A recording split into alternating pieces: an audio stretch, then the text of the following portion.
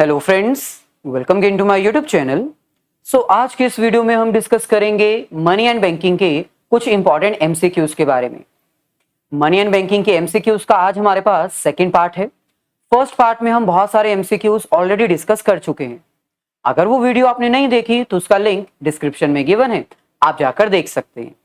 Lecture को start करने से पहले आपसे रिक्वेस्ट है कि अगर आप फर्स्ट टाइम हमारे चैनल पर आए तो चैनल को सब्सक्राइब करके बेल आइकन को क्लिक कर दीजिए, ताकि फ्यूचर में अगर हम कोई भी वीडियो अपलोड करते हैं तो उसका लिंक तुरंत आपको मिल जाए।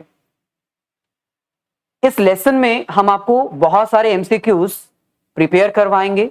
एमसीक्यूज शो करने के बाद कुछ टाइम आपको दिया जाएगा ताकि आप उसको अपने लेवल पर सॉल्व कर सकें। सॉल्व करने के बाद आप वीडियो को कंटिन्यू करिएगा तो उसका आंसर भी विद एक्सप्लेनेशन आपको मिल जाएगा। तो इस लेक्चर को जितना ज्यादा हो सके अपने सभी फ्रेंड्स के साथ शेयर करिएगा। जितने भी क्वेश्चंस आज प्रेजेंट किए जाएंगे, आउट ऑफ दैट आपके कितने क्वेश्चन सही हैं वो कमेंट सेक्शन में जरूर बताइएगा। चलिए फर्स्ट क्वेश्चन से स्टार्ट करते हैं। क्वेश्चन हमारे पास है, money that is issued by the authority of the government is called full bodied money, credit money, fiat money या फिर फिड्यूशरी मनी। यानी वो अथॉरिटी गवर्नमेंट के पास रहती है मनी को इशू करने की। जो अथॉरिटी गवर्नमेंट के पास है, जिसके रिगार्डिंग गवर्नमेंट मनी मार्केट में इशू कर सकती है, उस मनी को क्या कहते हैं? इसका आंसर होना चाहिए फेट मनी।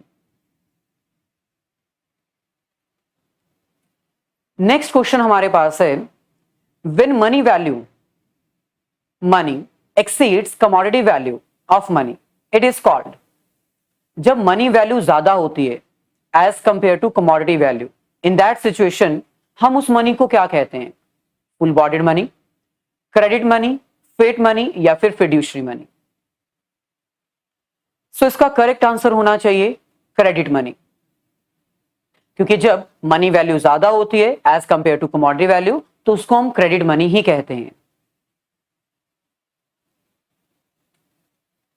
नेक्स्ट क्वेश्चन हमारे पास है, money as a standard for deferred payment has led to emergence of commodity market, financial market, both A and B, none of this। Question में हमें कह रहे हैं कि मनी के इन्वेंशन से हम स्टैंडर्ड फॉर डेफर्ड पेमेंट्स कर सकते हैं, यानी इंस्टॉलमेंट में पेमेंट्स कर सकते हैं, कॉन्ट्रेक्चुअल बेस्ड फ्यूचर पेमेंट्स कर सकते हैं। मनी के इन्वेंशन से क्योंकि हम फ्यूचर बेस्ड पेमेंट्स कर सकते हैं, इससे क्या एमर्ज हुआ है? कमोडिटी मार्केट, मनी मार्केट या फिर दोनों ही, या फिर इनमें से कुछ भी नहीं। इसका करेक्ट आंसर होना चाहिए both A and B, commodity market और फाइनेंशियल मार्केट, दोनों में ही मनी को यूज किया जाता है as a standard for deferred payment. Next question हमारे पास है, which of the following is the component of M1 measure of money supply. Money की सप्लाई को काउंट करने के टोटल हमारे पास 4 मेथड्स हैं।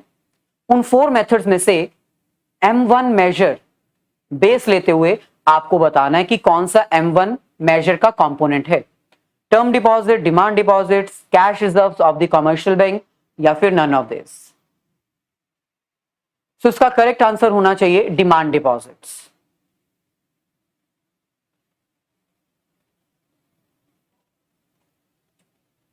ऐसे ही नेक्स्ट क्वेश्चन हमारे पास है, bank money is that money which is printed by RBI, printed by the government, generated in the form of credit creation, none of this. Bank money कौन सी मनी होती है? जो RBI प्रिंट करता है, या फिर जो गवर्नमेंट प्रिंट करती है, या फिर ऐसी मनी जो क्रेडिट क्रिएशन के प्रोसेस में कमर्शियल बैंक्स द्वारा क्रिएट की जाती है, या फिर नन ऑफ दिस। इसका करेक्ट आंसर होना चाहिए ऑप्शन सी, क्रेडिट क्रिएशन के प्रोसेस में या फिर मनी क्रिएशन के प्रोसेस में, मनी मल्टीप्लायर के प्रोसेस में, डिपॉजिट मल्टीप्लायर के प्रोसेस में जो मनी क्रिएट की जाती है कमर्शियल बैंक्स के द्वारा, उसको हम बैंक मनी कहते हैं।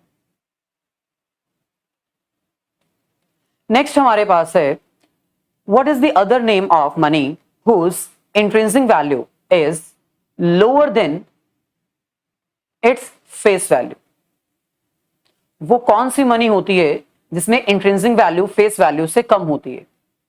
फेस वैल्यू मतलब मनी वैल्यू, और इंट्रिंसिक वैल्यू मतलब कमोडिटी वैल्यू। सो इंट्रिंसिक वैल्यू कम है यानी मनी वैल्यू ज्यादा है।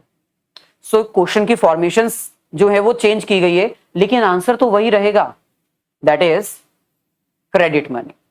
अगर मनी वैल्यू ज्यादा होती है as compare to commodity value तो उसको क्रेडिट मनी ही कहा जाता है। नेक्स्ट हमारे पास है which function considers the value of money in 1 unit. Money का वो कौन सा फंक्शन है जो ये कहता है कि हम वैल्यूज को एक यूनिट में मेजर कर सकते हैं। Medium of exchange, measure of value, store of value, standard for deferred payments. So इसका करेक्ट आंसर होना चाहिए option B, measure of value. Money ही एक ऐसा इंस्ट्रूमेंट होता है जिसकी हेल्प से हम वैल्यू को मेजर कर सकते हैं एक पर्टिकुलर यूनिट में। नेक्स्ट हमारे पास है which function allow the payment to be delayed till the future date. Money का वो कौन सा फंक्शन होता है जिसके थ्रू हम अपनी पेमेंट्स को फ्यूचर के लिए डिले कर सकते हैं, इंस्टॉलमेंट में, ईएमआई में और फ्यूचर पेमेंट्स कर सकते हैं। सो इसका करेक्ट आंसर होना चाहिए option D, standard of deferred payments, जो ये कहता है कि मनी को हम फ्यूचर पेमेंट्स करने के लिए भी यूज कर सकते हैं।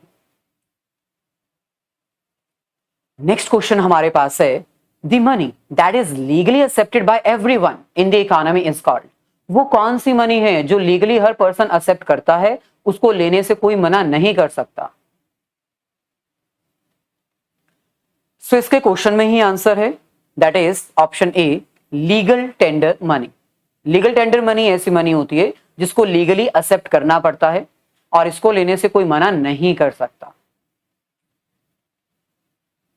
नेक्स्ट क्वेश्चन हमारे पास है which of the following is not a part of legal tender money. कौन सा लीगल टेंडर मनी का पार्ट नहीं है? Limited legal tender money, unlimited legal tender money, optional money, none of the above. So इसका correct answer होना चाहिए optional money. Optional money यानी ऐसी मनी जो कि ऑप्शनल है, जिसको एक्सेप्ट करना कंपलसरी नहीं है। ये लीगल टेंडर मनी नहीं होती, ये गवर्नमेंट के द्वारा इशू नहीं की जाती। जबकि limited legal tender money coins को कहा जाता है और अनलिमिटेड लीगल टेंडर मनीज नोट्स को कहा जाता है, क्योंकि क्वाइंस जो है वो एक लिमिटेड वैल्यू में एक्सेप्ट किए जाते हैं और नोट्स जो है वो अनलिमिटेड वैल्यू में एक्सेप्ट किए जा सकते हैं। दोनों ही लीगल टेंडर मनी होते हैं। सो इसलिए आपका करेक्ट आंसर क्या होना चाहिए? ऑप्शन सी, ये लीगल टेंडर मनी नहीं है। नेक्स्ट हमारे पास है which of the following is not a major of money supply. Money supply के जितने मेजर्स हमने आपको करवा रखे हैं उसमें से कौन सा इसमें जो है वो गलत दे रखा है, जो मनी मेजर का नहीं है? तो इसका करेक्ट आंसर होना चाहिए ऑप्शन बी, M0 कोई भी मनी मेजरमेंट का नहीं है। M1, M2, M3 and M4 आपको करवा रखे हैं। नेक्स्ट क्वेश्चन हमारे पास है who supplies money in India. India में मनी की सप्लाई कौन करता है? RBI, government, commercial bank, all of this. तो इसका करेक्ट आंसर होना चाहिए option D, all of this, क्योंकि आरबीआई जो है वो करेंसी इशू करता है, यानी सप्लायर तो है ही। गवर्नमेंट जो है वो भी करेंसी जो है वो मार्केट में कॉइन्स की फॉर्म में इशू करती है। लेकिन जो कमर्शियल बैंक है वो करेंसी इशू नहीं कर सकता, प्रिंट नहीं कर सकता, लेकिन सप्लाई कर सकता है इन the form of credit creation. So all of this इसका करेक्ट आंसर होना चाहिए। नेक्स्ट हमारे पास है डिमांड डिपॉजिट्स इंक्लूड। इसके ऑप्शन में आपको थोड़ा सा करेक्शन करना होगा, यहां पर आएगा सी और इसका करेक्ट आंसर डी है। यानी जब हम डिमांड डिपॉजिट की बात करते हैं तो डिमांड डिपॉजिट्स में चेकेबल डिपॉजिट्स, ऐसे डिपॉजिट्स जो चेक के थ्रू विड्रॉ करवाए जा सकते हैं।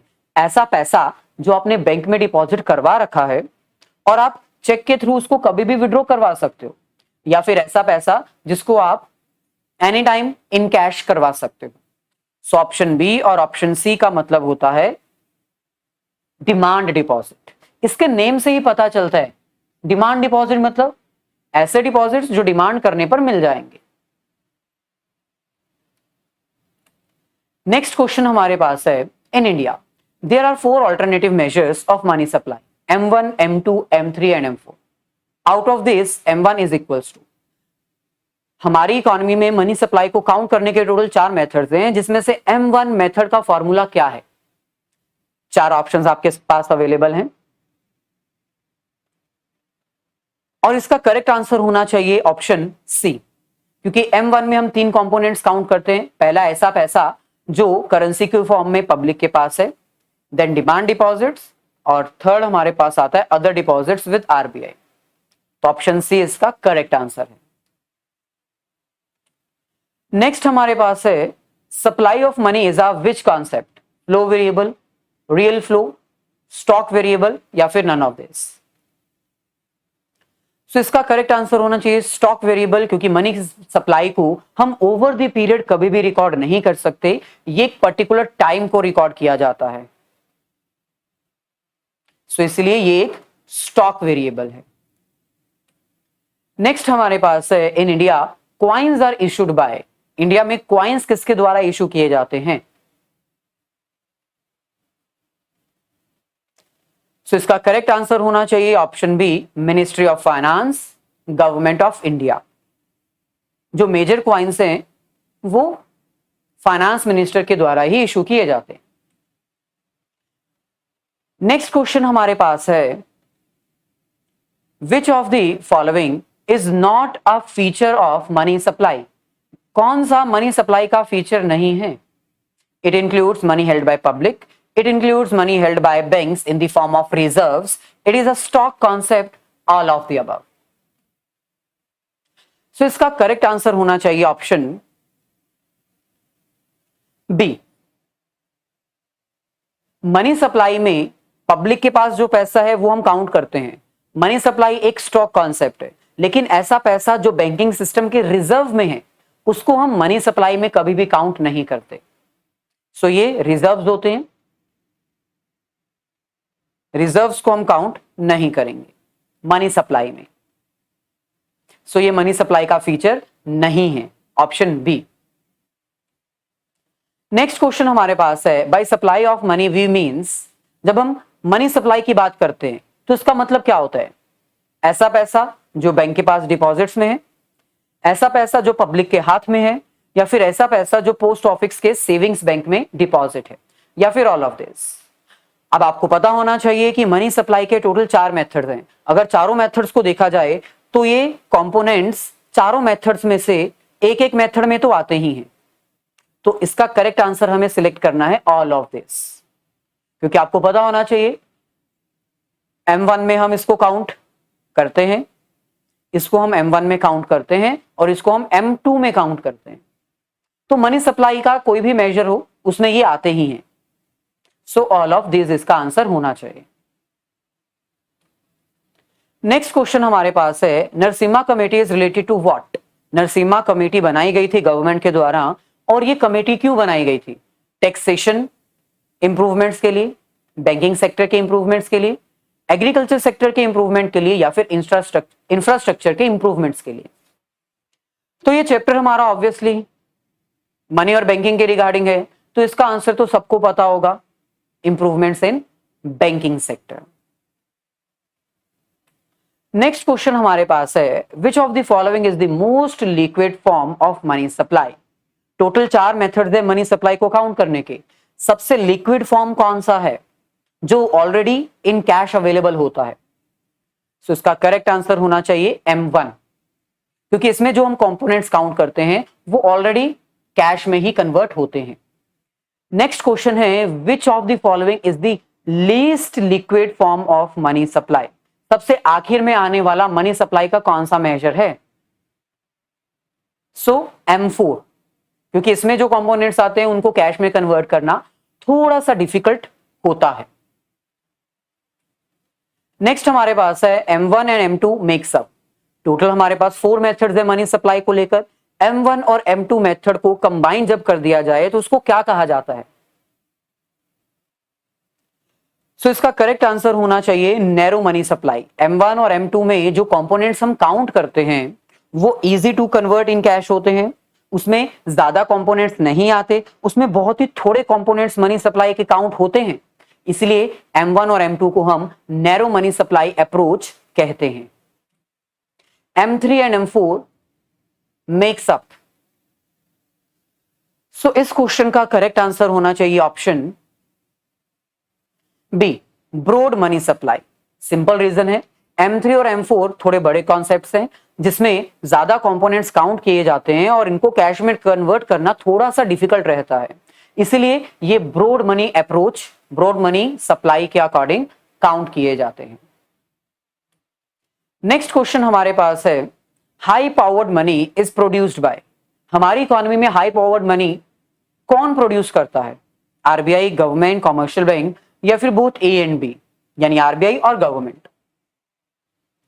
सो इसका करेक्ट आंसर होना चाहिए option D, that is RBI and government. ये दोनों मिलके हाई पावर्ड मनी को क्रिएट करते हैं।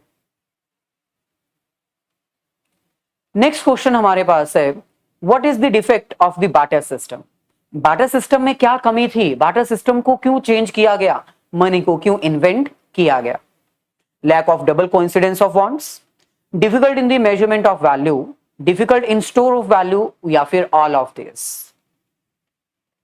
सो बार्टर सिस्टम को बेसिकली इसलिए रिप्लेस किया गया था क्योंकि बार्टर सिस्टम में ये सारी ही कमियां थी। सो ऑल ऑफ दिस इसका करेक्ट आंसर होना चाहिए। नेक्स्ट हमारे पास है, which of the following is the credit money. Credit money जैसे कि आपको पता है वो होती है जिसमें मनी वैल्यू ज्यादा और कमोडिटी वैल्यू कम होती है।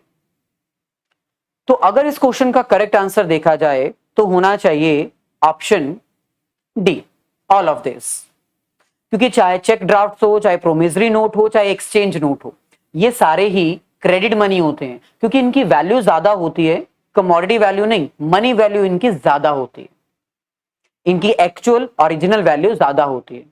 जैसे फॉर एग्जांपल चेक का जो एक पेज होता है, ये चेक का एक पेज है, इसको बनाने में 1 रुपए, 2 रुपए या ज्यादा से ज्यादा 5 रुपए आए होंगे और इस चेक की वैल्यू है 1 लाख क्योंकि उसके ऊपर 1 लाख की पेमेंट करने को लिखा गया है।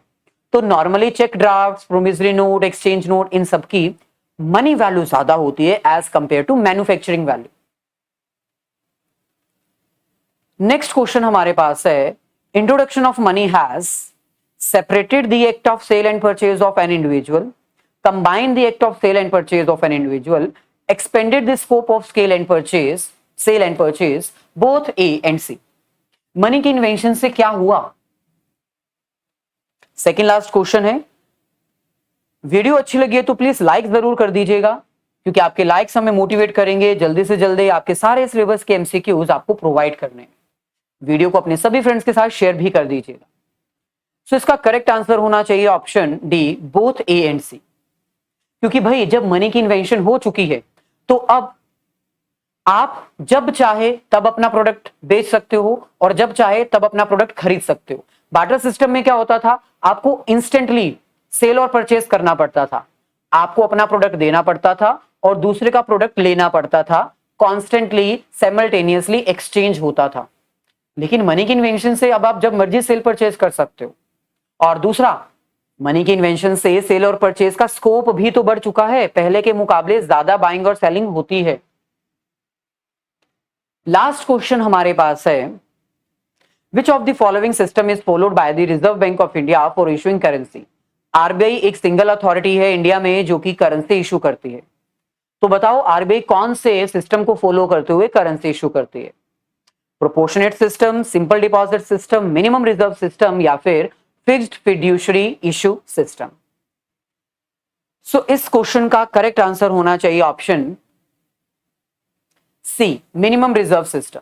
आरबीआई जो है वो एक मिनिमम रिजर्व मेंटेन करती है और उसके बाद करेंसी मार्केट में इशू करती है।